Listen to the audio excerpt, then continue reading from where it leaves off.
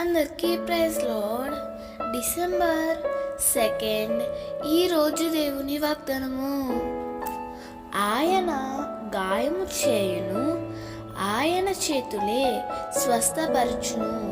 యోబు 5:18 దేవుడు చేసే గాయాలు ఒక మనిషిని నష్టపరచవు గాని ఆ వ్యక్తి జీవితాన్ని, ఆ వ్యక్తి యొక్క ప్రవర్తనను దిద్దుటకు దేవుడు కొన్నిసార్లు గాయాలు చేస్తాడు. ఆ గాయాలు వలన దేవుని తట్టు తిరిగి గొప్ప గేయాలు రాసిన భక్తులు ఎందరో ఉన్నారు.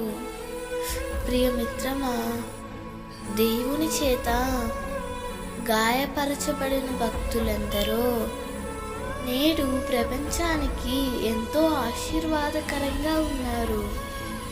నీ జీవితంలో కూడా దేవుడు గాయపరిచినట్లయితే తప్పకుండా ఆయనే నీ గాయాలను కడతాడు, అనేకులకు దీవెనగా చేస్తాడు.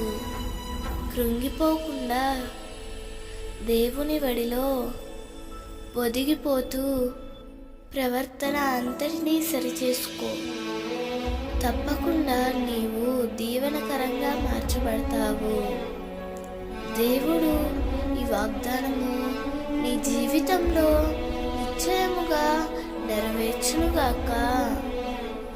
ఆమేన్.